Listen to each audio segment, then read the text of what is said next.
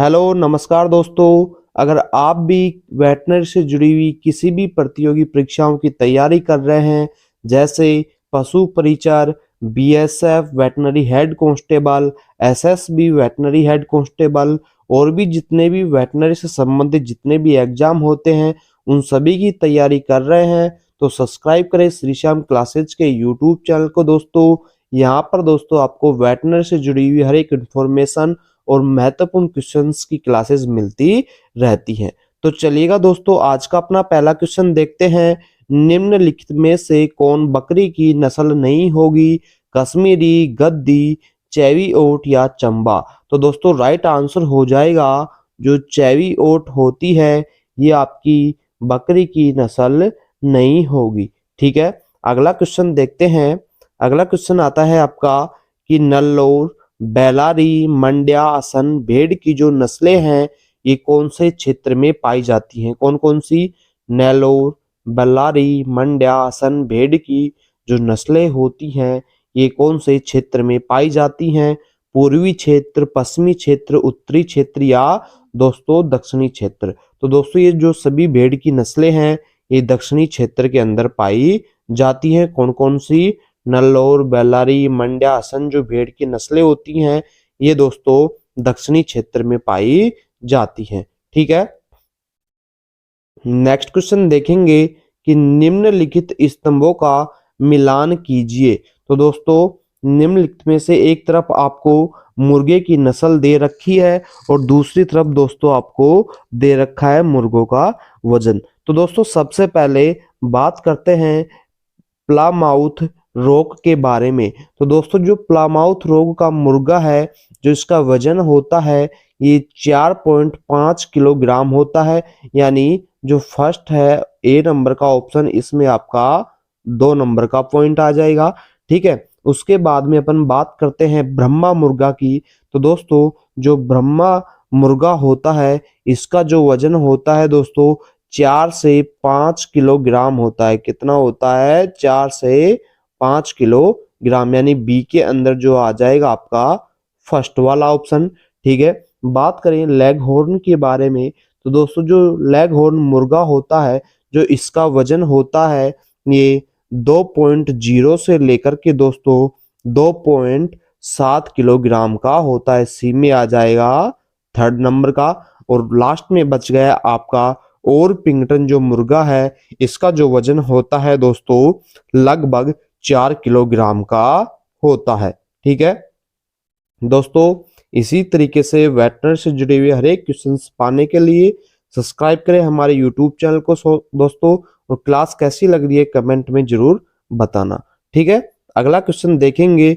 निम्न में से कौन सी गाय की नस्ल भारवाहक के लिए जानी जाती है? यानी कि निम्न में से ऐसी गाय की कौन सी नस्ल है जो भार यानी बोझा ढोने के लिए दोस्तों पाली जाती है या जानी जाती है? राठी, साहिवाल, गिर, नागौरी? तो दोस्तों राठी, साहिवाल, गिर जो गाय हैं ये तो दोस्तों आपकी दुधारू नस्लें हो जाएंगी। और जो दोस्तों जो नागौरी नस्ल है ये आपकी भारवाहक नस्ल हो जाएगी। ठीक है, अगला क्वेश्चन देखते हैं।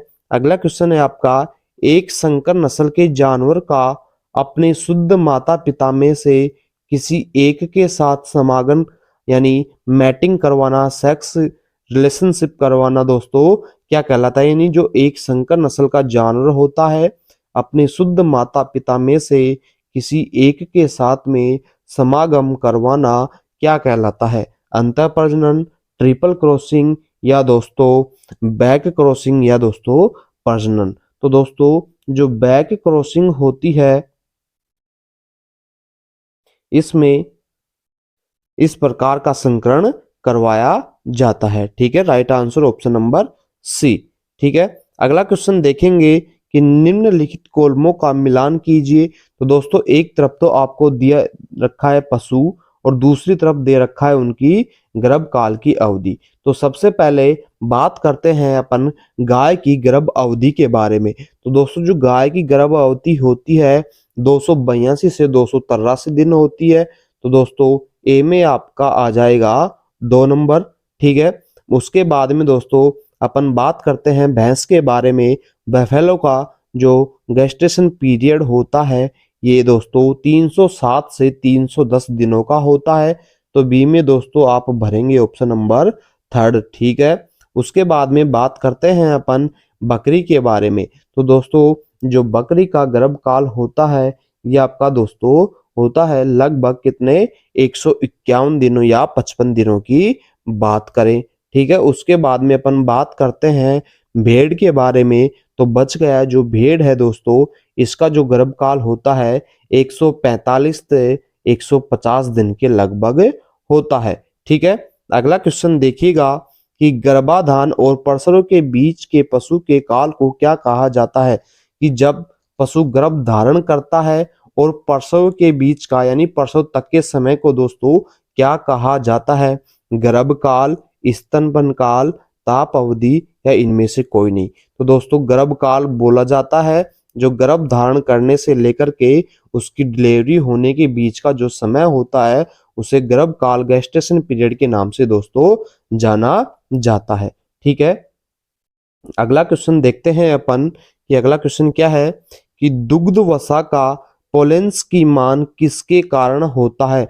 जो दुग्ध वसा होती है, मिल्क फैट होती है, उसका जो पोलेंस के मान होता है वो किसके कारण होता है। तो दोस्तों जो इसका पोलेंस की मान होता है पानी में एग घुलनशील जो फैटी एसिड होते हैं इसके कारण मिल्क फैट का यानी जो दुग्ध में वसा होती है उसका पोलेंस की मान होता है किसके कारण, पानी में घुलनशील एग घुलनशील फैटी एसिड के कारण, ठीक है। अगला क्वेश्चन देखते हैं गाय की दुग्ध शिरा में होते हैं। तो दोस्तों गाय की जो दुग्ध शिरा होती है मिल्क वेन होती है उसमें क्या होता है पानी, दुग्ध, खून या बी और सी। तो दोस्तों जो गाय की मिल्क वेन होती है इसके अंदर ब्लड खून उपस्थित होता है मेरे दोस्तों, ठीक है। अगला क्वेश्चन देखिएगा। अगला क्वेश्चन आता है आपका निम्नलिखित स्तंभों का मिलान कीजिए। तो दोस्तों आपको एक तरफ दुग्ध दिया गया है और एक तरफ आपको कुल प्रोटीन दे रखी है। तो दोस्तों सबसे पहले बात करते हैं अपन महिलाओं के यानी फीमेल के यानी जो औरतें होती हैं उनके दूध में कितनी कुल प्रोटीन होती है। तो दोस्तों महिलाओं के में होती है 2.01 जो कुल प्रोटीन होती है दूध के अंदर, ठीक है। बात करें गाय के दूध के अंदर कितनी मिल्क यानी कुल प्रोटीन होती है। तो दोस्तों गाय के दूध के अंदर होती है दोस्तों 3.1 से लेकर के 3.1 के बराबर, ठीक है। बात करें गधे के दूध में तो दोस्तों जो गधे का दूध होता है इसकी जो कुल प्रोटीन होती है 1.85 के बराबर होती है, ठीक है। बात करते हैं ऊंट के दूध में, ऊंटनी के दूध में दोस्तों तो इसकी जो होती है 4.00% कुल प्रोटीन होती है, ठीक है। अगला क्वेश्चन देखिएगा किस पशु आहार में विषाक्त पदार्थ गोसीपोल पाया जाता है। कि कौन सा पशु आहार है दोस्तों जिसके अंदर जो विषाक्त पदार्थ गोसीपोल होता है वो उपस्थित होता है। तो दोस्तों जो बिनोला है इसके अंदर ये जो गोसीपोल होता है दोस्तों ये उपस्थित होता है, ठीक है।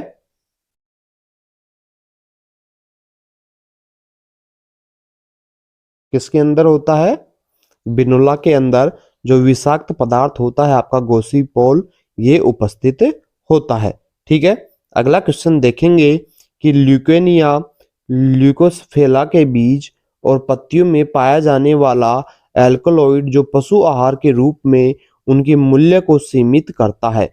जो ल्यूकेनिया ल्यूकोस्फेला के बीज होते हैं और पत्तियां होती है दोस्तों उनमें पाया जाने वाला एल्कलॉइड जो पशु आहार के रूप में उनके मूल्य को दोस्तों सीमित करता है। तो दोस्तों कौन सा उपस्थित होता है उसके अंदर मिमोसिन नामक ये विषाक्त पदार्थ उपस्थित होता है, ठीक है। अगला क्वेश्चन देखते हैं कि बाजरा की फसल को अन्य अनाज फसलों की तुलना में पसंद क्यों किया जाता है। तो दोस्तों सबसे पहले बात करते हैं कि जो बाजरा की फसल है इसको अन्य फसलों की तुलना में पसंद क्यों किया जाता है। तो दोस्तों जो ये फसल होती है कई अन्य अनाजों की तुलना में दोस्तों काफी कम लागत पर चारा और खाद्य फसल दोनों के लिए उगाया जा सकता है और अच्छे जल उपयोग दक्षता और उच्च तापमान स्थितियों में बढ़ने की क्षमता होती है दोस्तों। तो दोस्तों दूसरा और तीसरा जो आपका कथन है ये इसमें सही हो जाएगा। ऑप्शन नंबर बी यानी 2 और 3 जो है आपका इसमें सही हो जाएगा। ठीक है, अगला क्वेश्चन देखते हैं। किस बीमारी में पशु का पोस्टमार्टम नहीं किया जाता है? कि कौन सी बीमारी होती है जिसके अंदर पशु का पोस्टमार्टम नहीं किया जाता है? तो एंथ्रेक्स जो डिजीज होती है इसमें पशु का पोस्टमार्टम नहीं किया जाता है। नेक्स्ट क्वेश्चन देखेंगे, पशु में गलघोटू बीमारी का कारण कौन सा होता है? जो जानवर होते हैं दोस्तों इनमें गलघोटू बीमारी का कारण क्या होते हैं? तो जीवाणु जो बैक्टीरिया होता है इनमें गलघोटू बीमारी का मुख्य कारण होते हैं। ठीक है, नेक्स्ट क्वेश्चन देखेंगे, भेड़ों का मध्य चक्र जो हीटिंग पीरियड होता है वो कितने दिनों का होता है? तो दोस्तों 16 से लगभग 17 दिनों का इसमें हीटिंग पीरियड होता है सिप के अंदर। ठीक है, नेक्स्ट क्वेश्चन देखिएगा, बकरी की दोहरा उद्देश्य से पाली जाने वाली नस्ल कौन सी होती है? यानी जो इनमें से दोस्तों जो बकरी की दोहरा उपयोग यानी दोनों उपयोगों के लिए जो बकरी की नस्ल पाली जाती है वो कौन सी होती है? जमनापुरी नस्ल की जो बकरी होती है दोस्तों दोहरी उद्देश्य से पाली जाने वाली बकरी की नस्ल है मेरे दोस्तों। ठीक है, अगला क्वेश्चन देखते हैं, पश्मीना ऊन प्राप्त होती है। तो पश्मीना ऊन किससे प्राप्त होती है आपकी? ऊंट, पशु, भेड़ या बकरी? तो दोस्तों जो पश्मीना होती है ये बकरी से प्राप्त होती है। ठीक है, अगला क्वेश्चन देखेंगे, वर्मी कंपोस्ट में औसतन नत्रजन की मात्रा कितनी होती है? जो वर्मी कंपोस्ट होता है तो इसमें दोस्तों औसतन नत्रजन की मात्रा कितनी प्रतिशत होती है दोस्तों?